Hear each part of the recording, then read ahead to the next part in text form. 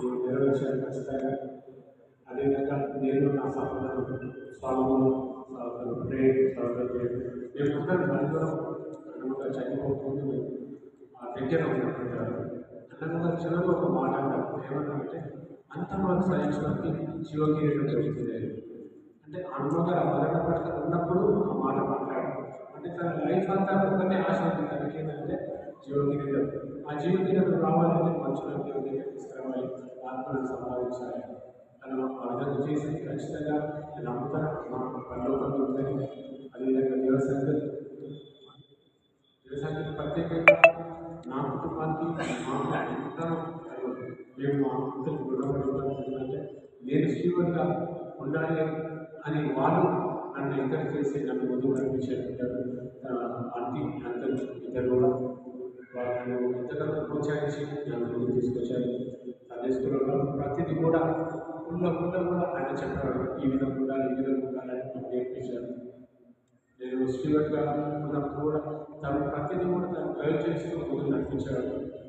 ఆ అంకుల్ ప్రత్యేకమైన పాయింట్ ఏంటంటే గట్టిగా ఆలుస్తాడు కానీ మంచోడు. ఆయన ఉన్నటువంటి స్ట్రీట్గా మాట్లాడతాడు. ఏది ఎంత రాసుకో డైరెక్ట్ ఎవరైనా సరే ముందు చేసి అవుతున్నప్పుడు కూడా ఒకవేళ నాతో తప్పైందంటే ఆయన డైరెక్ట్ ముందుకు వచ్చి గట్టిగా తెచ్చాడు.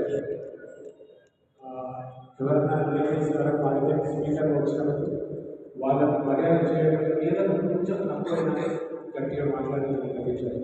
నన్ను ఎందుకు వాళ్ళకు ఆ విధంగా నిలబడ వాళ్ళకి ఏదైనా చేయాలి, లేదంటే వాళ్ళు ఎంతో ఆశతో నేను వాకింగ్ చెప్పడానికి మన సంఘానికి వస్తున్నారు, వారికి ఆతిథ్యం ఖచ్చితంగా మనం ఇవ్వాలి. సో ఎన్నోసార్లు మనం గతించడం జరిగింది. ఆ గతించడంలో అప్పుడు నేను అనుకుని ఏదో ఎప్పుడు కోపడతాను, కానీ అటువంటి వాళ్ళు ఉండాలి సంఘంలో. ఉండాలి ఏ చిన్న తప్పు చేసినా స్ట్రెయిట్ ఫార్వర్డ్ మాట్లాడేవాళ్ళు. అది ఆయన దేవుడు ప్రేమ బట్టి ఆయన మమ్మల్ని గతించారు కాబట్టి చాలాసార్లు. ఏ విధంగా ఉంటుందంటే ఒక తెల్ల శక్తి చిన్న మార్గం పడితే మనం ఎంత ఫీల్ అవుతాం కదా, ఆ విధంగా చర్చిలో ఏదైనా చిన్నగా తప్పు జరిగిందంటే ఆయన సహించేవాడు కాదు, గట్టిగా మాట్లాడేవాడు. ఉన్నతంగా బెదిరించి ఈ సరైన పద్ధతి చేయాలని చెప్పేవాడు. అల్లే శ్రీవారైన కాలంలో సండే స్కూల్లో చిన్న విషయం జరిగింది, అది జ్ఞాపకం చేసుకుని ముగిస్తాను. సండే స్కూల్ పిల్లలు యూనియస్ పిల్లలు చాలా మంది వస్తున్నారు అని చెప్పేసి ఒక రోజు ఒక యూనియస్ నేను 5 రూపీస్ పెట్టాను.